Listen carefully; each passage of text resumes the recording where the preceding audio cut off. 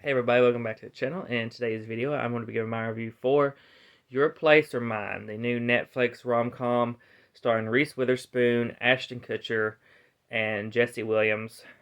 Um, Reese Witherspoon plays Debbie, Ashton plays Peter, and Jesse plays Theo.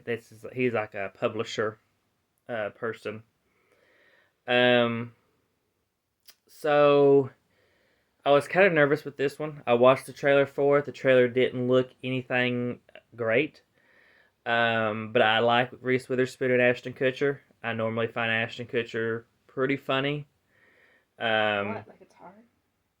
uh, What? Like it's hard? and I like Reese Witherspoon. I mean, I've enjoyed multiple movies of hers. So, um, Ben and Snap. oh my goodness.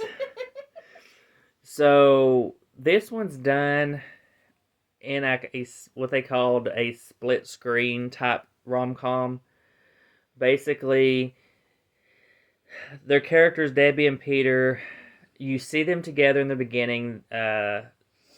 It's like they hook up and um, try to date, but realize that pretty much they think that they're better off as friends. He leaves for L.A. She stays in or he leaves for New York. She stays in L.A. He says he leaves according to him because of earthquakes. He's scared of earthquakes, so he leaves for New York. But they keep in contact. They talk every day, multiple times a day, hours at a time. Um, Basically, like you would think a couple would, but they're actually just best friends. Um, What's Reese's so funny? character, Reese's character Debbie has become a mom. She's been divorced, uh, and she's kind of a very overprotective mom. And uh, she has to go to New York to do this class, but she can't find somebody to watch her son. I guess that she trusts. I'm assuming, and so Peter volunteers to come and watch her son while she goes to New York, and he lets her live in his apartment while she does her class, and then he'll go back once she comes back. Um, and you just kind of follow their stories in after they switch spots, and it's okay. It's not anything. It wasn't anything amazing for me. I didn't find it really funny, which was surprising, being Ashton Kutcher.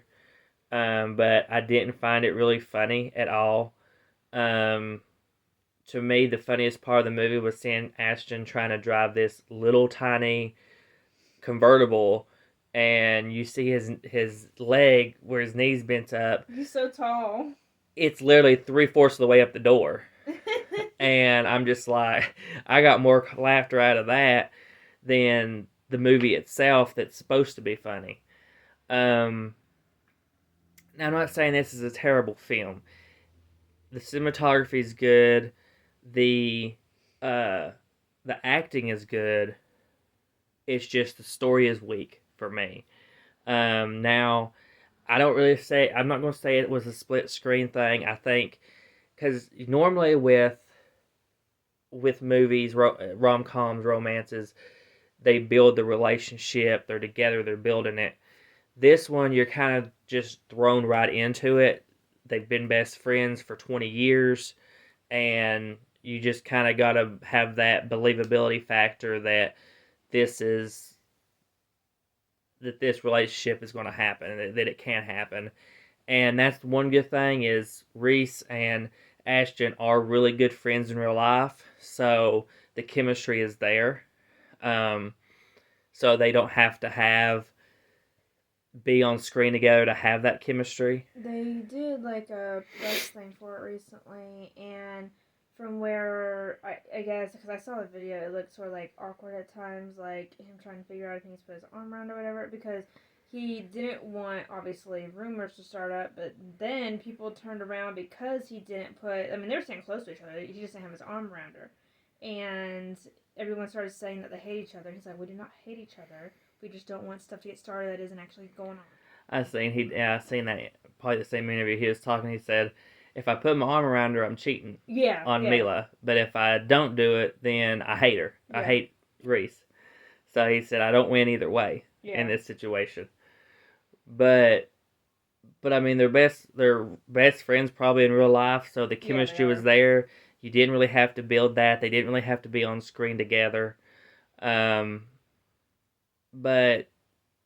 overall, for me, though, the story was, I said, just really weak, and I think that's because it lacked the comedy. That hurt it a lot. But overall, in the end, I gave it a 2.5 out of 5. It was the weakest of the 3 rom-com new releases that dropped this past Friday of me filming this video. Um, by a big margin as well. Surprisingly, the film with the 2 biggest stars got the lowest score by probably at least 2 stars, or at least a star and a half, because the next one was the 4 out of 5 that I gave for Somebody I Used to Know. So, that's very surprising. Jesse Williams' character, I didn't really talk about him. He's just kind of there. They tried to set him up as the side love interest for Reese to try to stir up something there, but it just, for me, it felt kind of thrown in. It felt very unneeded.